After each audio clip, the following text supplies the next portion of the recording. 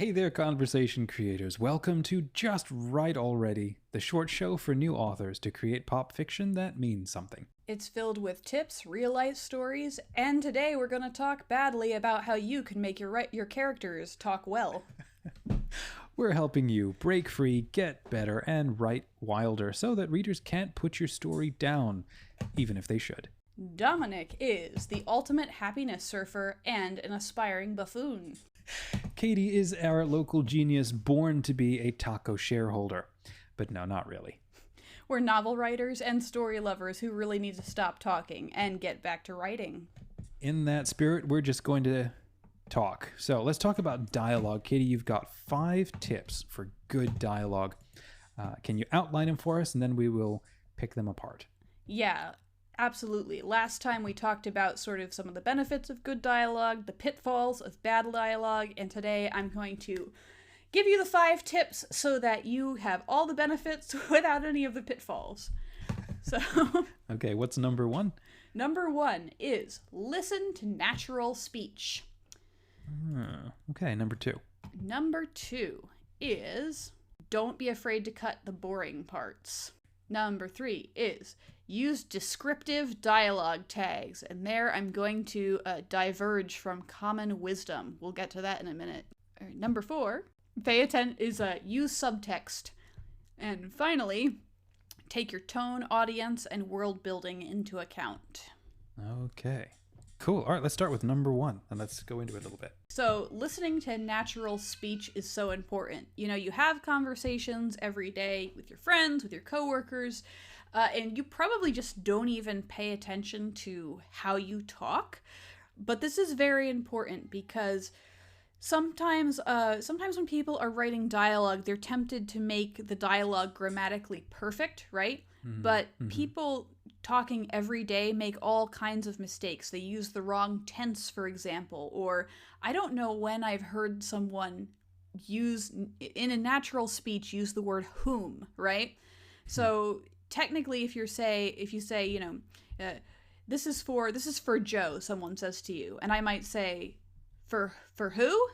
Technically, I should be using for whom, because that's grammatically correct, but very few people actually do that.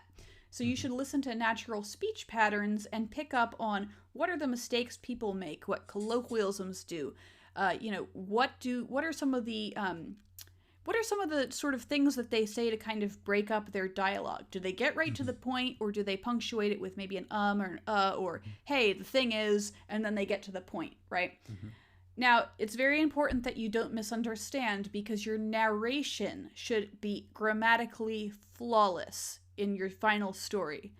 But your speech, your dialogue, should sound natural for whatever character is speaking. So that's very important to pay attention to that. Yeah, the caveat perhaps being, if it's part of your character's personality to be grammatically, perfect, punctilious, then of course that's then part of their character. But notice how when we actually chat, we skip all kinds of like important things. We don't say things. Sometimes we say it back to front. We put in the wrong phrases. So my recommendation is just include plenty of short phrases when you're chatting. Avoid run-ons. Plenty of short phrases can really help, because I think that we listen in phrases, don't we?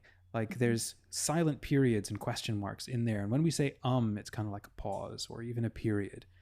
Or that kind of creates like a paragraph break. So in a way, it's a kind of translation that we're doing to make something sound natural. And it might look or feel weird, but when you go and read it back out loud to yourself, well, that's often a good idea, is to try that to see if it actually does work. And also a critical part of writing dialogue is the part that's not actually the dialogue, but the description of what people are doing. Because in natural speech, right, if you're having a conversation with somebody, you're not usually just sitting there you talk, he talks, you talk, he talks, right? Even if you're sitting at a table having dinner, right? You might furrow your brow, right? You might glare a little bit. You might kind of like look around. You might play with your silverware. You're not just sitting there like a statue. So you need to insert those little descriptions of what people are actually doing while they're talking, and that will add to the dialogue feeling very natural. Yeah. And again, this is kind of echoing what we talked about in the previous episode. So if you haven't listened to that one, go check that one out too. I think be careful of creating a conversation that might actually be written naturally, but the conversation itself feels unnatural because both characters are basically the author talking to the reader and sort of pretending to argue, but it's not actually a conversation. You're just trying to tell a whole lot of stuff to the reader. And you get to the midway through that kind of conversation, you're like, well, that didn't feel very real. Yeah.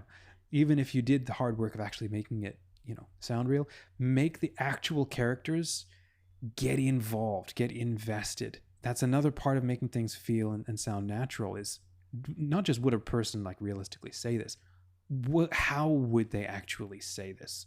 Would they just sit over tea for 2 hours and just talk about the history of this world? I mean, if they're both dorks, and archivists, of course they would. And if you're reading that kind of novel, you probably are too, and you want those kind of conversations. But if they're two warriors on the front talking about daily life for the people over the wall, it's like, well, would they really? I mean, you might need to put a ticking time bomb in there or something so that, oh, now I know why we're spending so long on this or something. So. Yeah, and that's why good dialogue is, a direct result of really well-developed characters.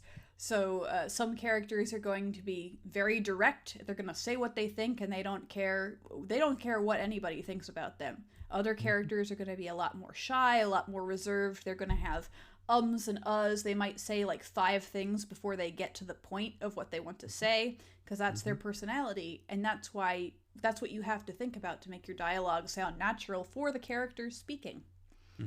I remember one of my first stories when I was a kid. It was about, what was it, little mouse who's trying to get into a big house, and 2 spiders crept up on him when he was sleeping, and they were going to try to steal his bag. And I remember trying to make them have a conversation, and it was the dumbest conversation ever because they were both arguing with each other. I had no idea what they would argue about.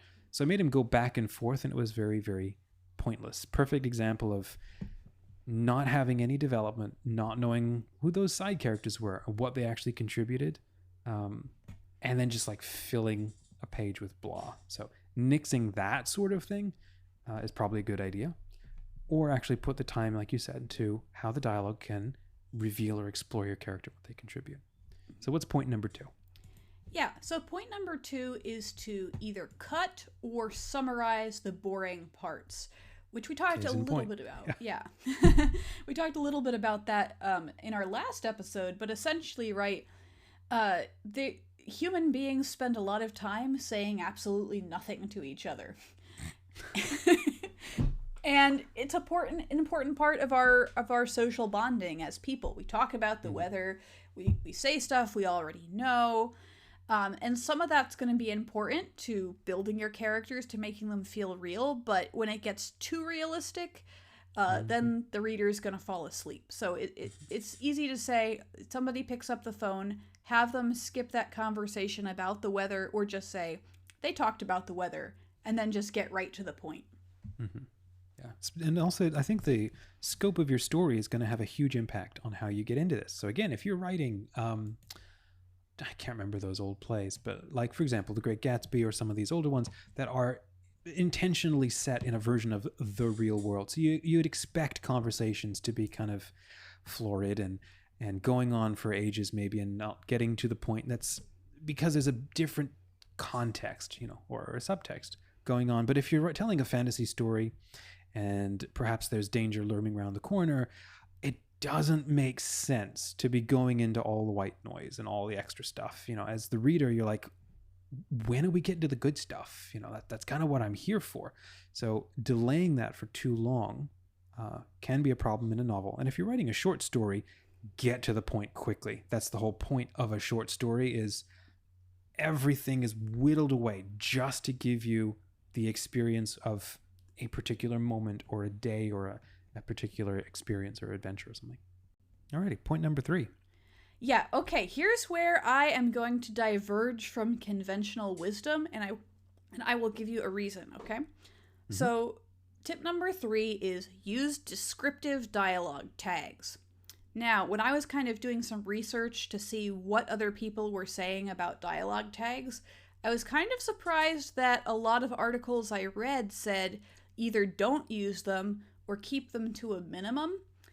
Mm-hmm. And I disagreed with that because when I'm reading books, and these are books from, big publishers, really well edited books, right? If there's more than like 2 lines where they don't use a dialogue tag or they don't make it explicit in the text who's talking, then I completely lose track of the conversation and I have to go back and like read it 3 times to see which character is saying what. So here's the thing. I think that the reason that's conventional wisdom is because too many authors just use the dialogue tag he said, which is just too vague and it's kind of boring and redundant. But if you learn how to use descriptive dialogue tags, they give you the opportunity to give so much meaning to a line of dialogue. And an example I would give is the line, right, I'll see you tomorrow. What dialogue tag you use can completely change the meaning of that line. So, I'll see you tomorrow, he grinned. I'll see you tomorrow, he threatened. I'll see you tomorrow, he giggled. I'll see you tomorrow, he seethed. Like, the meaning completely changes depending on what dialogue tag you used. And it can be ominous, it can be funny. Yeah. I remember once reading I think it was Peter Pan, and there's an argument that he has with Captain Hook. And I think it's at the whole Skull Island thing, and he's floating around in the Neverbird's nest or something. And there's a section of dialogue that goes on between them. And I could never get to the end and understand who was talking because they were 0 dialogue tags. And they both sounded identical because they were short phrases and he was trying to annoy Captain Hook. And I would have to go back and just like literally count as a kid, and it frustrated me no end. I think that the point about dialogue tags, it doesn't have to be just he or she, they went with, and then grinned, laughed, seethed, whatever. That's one way to go.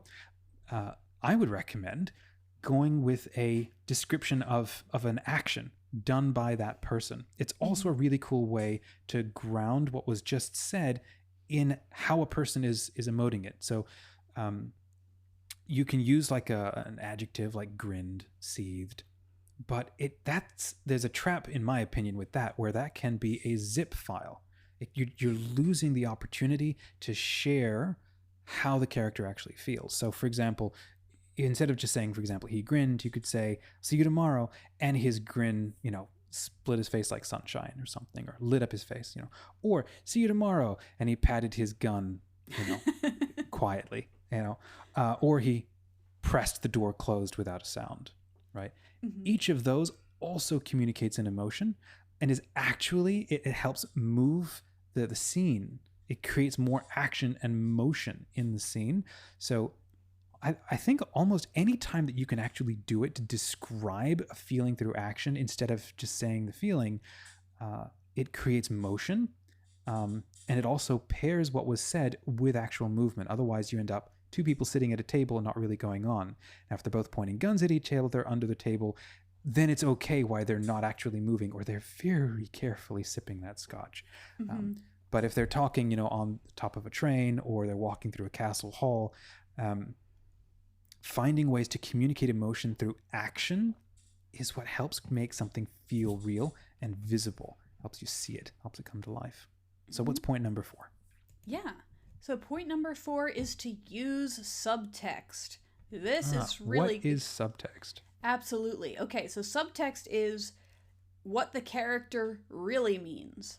So most human beings don't actually say what they mean. So let's just take this example, right? A boy comes up to a girl in a school and he said, "So, are you and Joe going out?" He's asking, "Are you and Joe going out?" What he probably means is, "Are you single and do you want to go out with me?" Yeah. Sometimes... Sorry, go ahead. Yeah, I was just going to say, sometimes, a character might say, that's really interesting, when what they actually mean is, I am bored out of my wits and I want to leave. Yep. By the time you say something like that, hopefully your readers get a sense of your character, such that they understand, oh, this is what they're actually saying. I remember once reading about a form of Japanese theater, and I don't remember what it was called, but the idea was the Japanese love not just understatement, but they love subtext, and they love things being deliberately left unsaid so that the audience can infer what is actually being meant. And I think that we really enjoy this when we see it in movies or in stories, because it gives us, something active also to do in the scene. We're like detectives trying to uncover or discover. So this is kind of one of my personal little things, is to never actually say what you mean. I mean, how often do we in our own lives ever actually say what we really, really mean? Like, for example, hey, is it time for lunch yet? Maybe that's what you mean. What we deeply mean is, I'm hungry, I want to eat. So you might ask that, but saying that might be too forward if you have, I don't know, an oppressive parent. So you might be like, how's your work day going? And it's like, whoa, why are you asking that? It's like, okay. And so you're trying to figure out, how close can I get? What do I have to go through before I can actually ask what I want? So I think there's a little thought to sort of noodle on. Are you making your characters say exactly what they think? That often takes such a level of confidence between two people to actually do that. And it can actually be really hard to do. So just observe your own life and how we kind of will talk about something else to see if it's going to be safe to actually say what we mean. So there you go. Use subtext, like you said. Mm-hmm. Yeah. Right, point number. Did anything last there before we move on to number 5? Nope. We covered that one pretty well. Whether or not I actually mean that, you can decide. I was trying to think of something funny along those lines, so that was better. Go ahead. Number 5. So number 5 is to take your tone, audience, and world building into account. Mm-hmm. This is very important. Where do you stop with that? So how do you do it well? Yeah, so I recently started watching this TV show called Batman the Brave and the Bold, which is, it's so funny, but they throw in so many corny one-liners and they just own it. They know exactly what they're doing, and it's fantastic. Like, I swear they have hired someone to write these cheesy comebacks. It's great. But they know that's what they're going for, right? They know that this is the kind of show they want to make, is something that's super fun and super campy and doesn't take itself too seriously. So while I might say to some other people, oh, don't use that line, it's so cheesy. For them, I would say, please use that line, it's hilarious. Yeah, we want witty comebacks and gags and throwaway lines and lots of action and stuff like that. Then it's not on the flip side, but a different consideration then is bringing your world building into your story. I remember growing up reading, I think it's Tom Sawyer, for example, or Huck Finn, and you have Deep South, turn of the century slang, like meticulously written out, and you have to actually say it out loud in your head to actually know what he's saying. Or if you're reading like the Brer Rabbit, original stories, they're written out in that way. Or if you're in what was it, Luke Cage, I think, season 2, and they have Jamaicans as part of the plot, and they're all speaking really, I mean, I don't know the Jamaican community that much, but sometimes it's even hard to understand what they're saying because it's the dialogue, or not the brogue, but it's so clear and my ears aren't attuned to it, or haven't learned it as well. So how much is too much when you're trying to be authentic, or you're trying to make it feel real, or make characters' voices sound unique from each other? Where do you start to draw that line? Yeah, I think that the question becomes, who is your audience and what will they understand?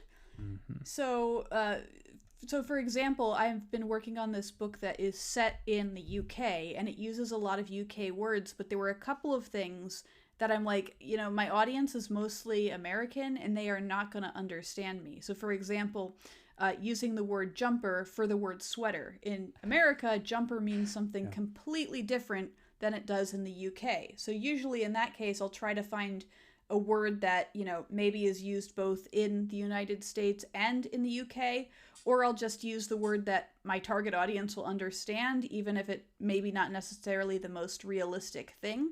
So that's really what you got to think about. If your target audience is all like New Yorkers and they all speak with like New York slang and they're all going to understand, everything you're saying, that's fine. Like, go all in. But if your audience is broader than that, then try to think about how can you make it clear for the broader audience that will be reading your story. And I think here's maybe a bonus tip number 6 is the voice that you choose or the kind of way that you talk should reflect where your audience is coming from, because you need them to feel like they're the main character going through the story. And so using the language that they would use to explore this reality, this world, this situation, you want the main character maybe to not recognize certain words or patterns of speech, and then be the audience and ask on their behalf, what does that mean? Or I didn't get that, I didn't understand that. Or use phrases that they would use, because part of the magic of a main character and their voice is that they are your audience going through all of this. And that's why you try to make stuff believable, make it feel real, make it feel immediate. It's because you want your readers to forget that they are themselves and to become that character and to kind of go into that adventure. And you want them to feel what the characters are feeling and so on. If you're, exploring somebody who is a completely different culture, maybe even a different race, like an elf or a non-carbon based being, it can be really hard to literally make that human connection, even if they're not humans. But that's what we do, is we try to make human connections. Dialogue is one of the ways that we reveal our inner life. And even if you're a crystalline being from another galaxy, if your inner life is like a human and you speak and you are, talk like a human, then we get, we sort of like quietly nod, okay, I get that. I can get on board with that and see the world through their eyes, talk through their voice. Well, there you go. So thanks for skipping your non-bonus activities today to listen in. Again, half the time we don't know what we're going to say, but it's got to be good because, well, your writing life depends on it. Well, not really, but one of these episodes might just explode your brain with an idea. You'll write a story and completely change your life. So some of these certainly did for us. So let us know what you think. Please rate us 5 stars. What's going to happen, Katie, if they don't? We'll use some very unpleasant dialogue with you. Subscribe to this podcast at catholicauthor.us. We always promise to keep this show family friendly. But, well, anyhow, now that we're done, you can begin. Just write already.